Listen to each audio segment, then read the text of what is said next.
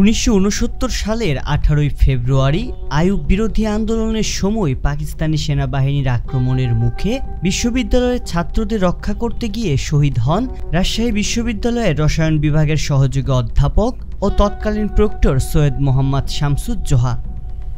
মৃত্যুর আগের দিন 17 ফেব্রুয়ারি শিক্ষকদের সভায় বক্তব্য দিতে গিয়ে মোহাম্মদ শামসুজ্জোহা বলেছিলেন, আজ আমি ছাত্রদের রক্তে রঞ্জিত। এরপর কোনো গুলি হলে তা কোনো ছাত্রের গায়ে না লেগে যেন আমার গায়ে লাগে। আর এর ঠিক পরের দিন বিশ্ববিদ্যালয়ের প্রধান ফটকের সামনে পাকিস্তানি বাহিনীর গুলিতে জীবন দিতে হয় তাকে। সেই ঘটনারই যেন পুনরাবৃত্তি ঘটল ঠিক 55 বছর পর। সম্প্রতি বেগম রোকেয়া বিশ্ববিদ্যালয়ে কোটা সংস্কার আন্দোলনের সমন্বয়ক আবু সাঈদ পুলিশের গুলিতে নিহত হয়েছেন। শরীরে অসংখ্য ছররা গুলির আঘাত নিয়ে মৃত্যুবরণ করা আবু সাঈদ মৃত্যুর আগের দিন এক ফেসবুক পোস্টে শিক্ষক শামসুজ্জোহার মতো মৃত্যু কামনা করেন। হয়েছেও ঠিক তাই।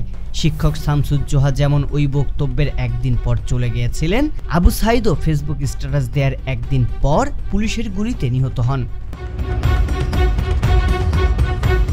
আবু সাঈদ তার ফেসবুক স্ট্যাটাসে অধ্যাপক শামসুজ্জোহার বক্তব্য সম্বলিত একটি ছবির সাথে ক্যাপশনে লিখেছিলেন, এই মুহূর্তে আপনাকে ভীষণ দরকার স্যার। আপনার সমসাময়িক সময়ে যারা ছিলেন সবাই তো মরে গেছেন, কিন্তু আপনি মরেও অমর। আপনার সমাধি আমাদের প্রেরণা, আপনার চেতনায় আমরা উদ্ভাসিত। এই প্রজন্মে যারা আছেন আপনারাও প্রকৃতির নিয়মে একসময় মারা যাবেন, কিন্তু যতদিন বেঁচে আছেন মেরুদণ্ড নিয়ে বাঁচুন। ন্যায্য দাবিকে সমর্থন জানান, রাস্তায় নামুন, শিক্ষার্থীদের ঢাল হয়ে দাঁড়ান, প্রকৃত সম্মান এবং শ্রদ্ধা পাবেন। মৃত্যুর সাথে সাথেই কালের গর্ভে হারিয়ে যাবেন না, আজন্ম বেঁচে থাকবেন শামসুজ্জোহা হয়ে। অন্তত একজন শামসুজ্জোহা হয়ে মরে যাওয়াটা অনেক বেশি আনন্দের, সম্মানের আর গর্বের। বেগম রোকেয়া বিশ্ববিদ্যালয়ের আবু সাঈদ থেকে শুরু করে কোটা সংস্কার আন্দোলনে এখন পর্যন্ত সংঘর্ষের ঘটনায় নিহত হয়েছেন 7 জন। এর আগে নিহতের সংখ্যা 6 জন হলেও 17 জুলাই রাত 12টা 30 মিনিটে ঢাকা মেডিকেল কলেজ হাসপাতালে চিকিৎসাধীন অবস্থায় নিহত হয়েছেন ঢাকা কলেজ শিক্ষার্থী সবুজ আলী।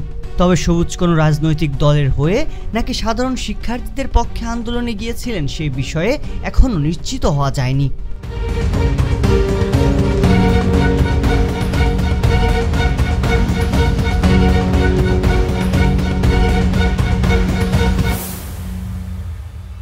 সংবাদ, ফিচার ও অনুষ্ঠানের জন্য ভিজিট করুন সংবাদ প্রকাশের ওয়েবসাইট এবং যুক্ত থাকুন ফেসবুক পেজ ও ইউটিউব চ্যানেলের সঙ্গে।